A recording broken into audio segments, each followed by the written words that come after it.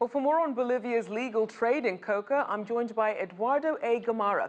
He's a professor of political science and international relations at Florida International University and the director of the Latino Public Opinion Forum. Welcome to the show.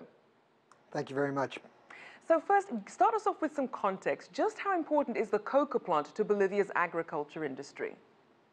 Well, it has been extraordinarily important for several generations, not just in the recent past, but for several generations.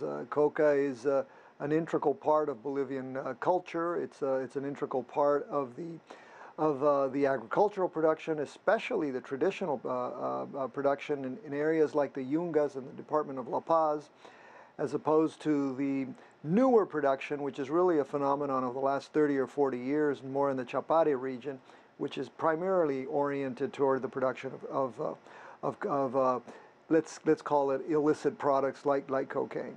So then who would you say are the biggest beneficiaries of Bolivia's growing coca market?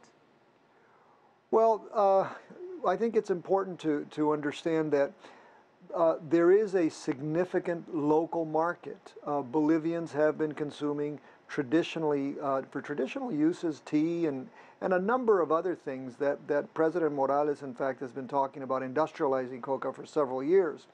But the market is very small, and there's a wide-ranging debate about how much Bolivia needs to produce to be able to satisfy that market. Most studies coincide that it's between 10 and 12,000 hectares.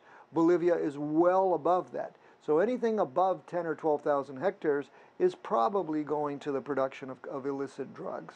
So then, given this overproduction, how much room for growth is there, especially with increasing competition among Bolivian coca farmers?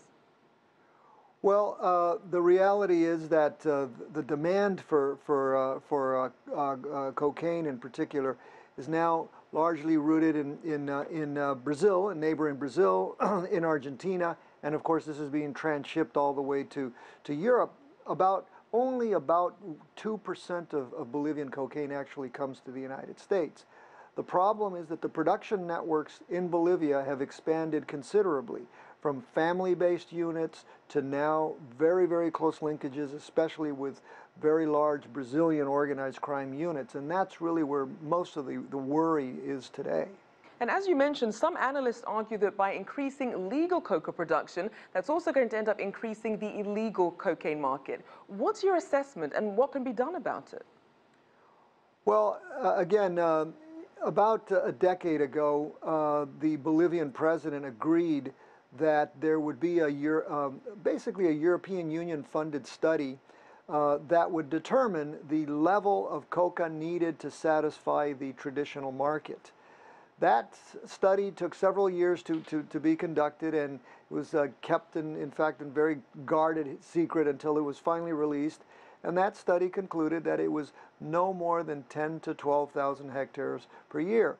We know that Bolivia is today producing well over 20,000, maybe over 30,000.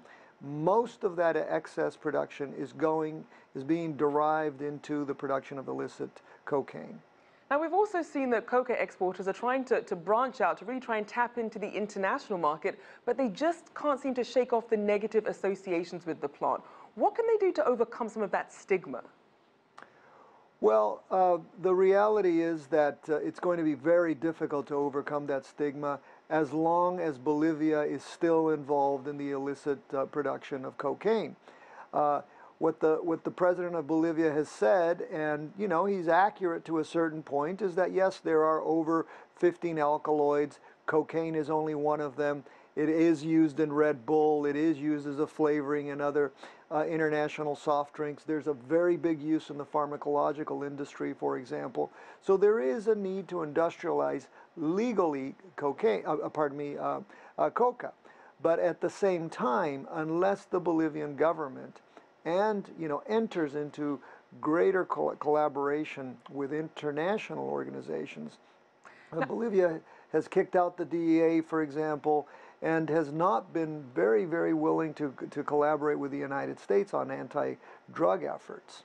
All right, well, thank you so much. We'll have to leave it there. Eduardo A. Gamarra, Professor of Political Science and International Relations at Florida International University and the Director of the Latino Public Opinion Forum.